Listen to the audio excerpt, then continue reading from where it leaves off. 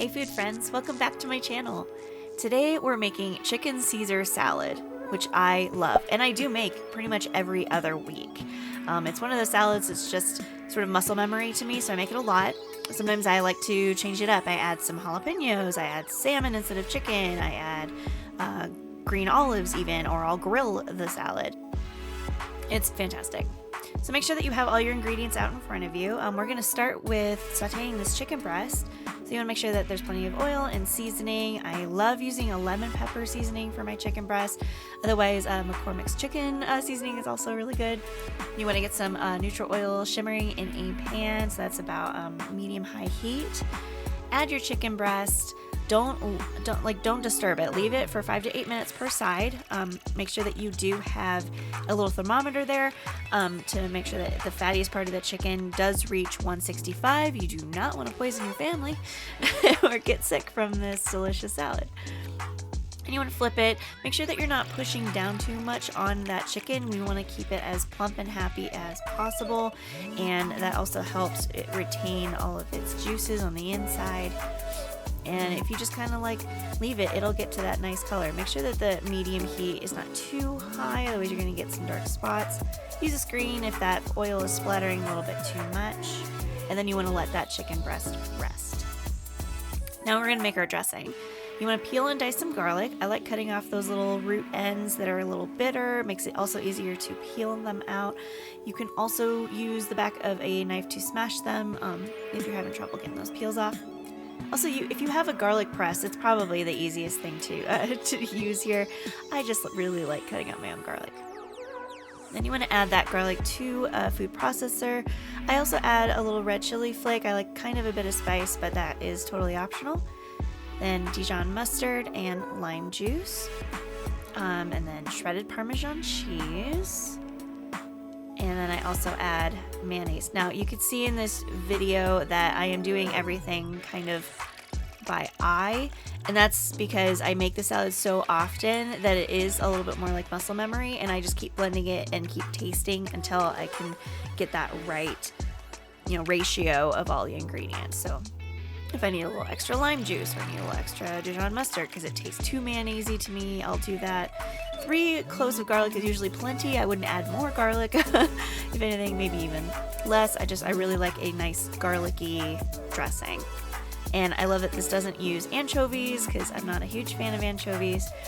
And it's I've seen other recipes where people use Worcestershire sauce. They add a little bit of that. So if you want a little added extra umami funk, play around with that. Let me know how it goes. And I also really love this mini food processor for making dressings and dips. I have a bigger one. It's just harder to clean. So this one is just, it's been through it. It's definitely one of my favorite Christmas gifts that my aunt sent me. So shout out to Aunt Shelley. Thank you for the mini food processor. I use it so often. Then you want to transfer it to a bowl or a jar. I'm only making the salad for myself, so I'm going to definitely have leftover dressing. So I usually have a little mason jar of Caesar dressing in my fridge because I'll make this salad a couple of times during the week. Alright, now it's time to slice up our chicken breast. Because it's been resting while we're making our dressing, you'll see that it's really nice and juicy and white in the middle. It's because I definitely used my thermometer to make sure to get to that safe 165 Fahrenheit. It has some really nice color on it, and I just like to slice it up fairly thin. Looks like too I'm going to use half a chicken breast on this salad because it's just for me. If you want a bigger lunch, you could definitely use the whole one. Then you want to slice up hearts of romaine. You can use regular romaine lettuce too. I like the hearts of romaine because it has more of the crunchy bits, and I really kind of like the crunchiness of this salad. So you want to slice that up. And I do something interesting here. So I actually add the dressing first before I add the actual lettuce. And the reason why is because it's so easy to overdress your salad. So putting a little bit on the bottom and kind of moving it around is going to help not overdress that salad. And you can always add more dressing, but highly recommend doing it this method. Looks like I abandoned my vessel here for a little bit of faster toss in a bowl, and then I'll add it back into that bowl. Sometimes it's always an experiment.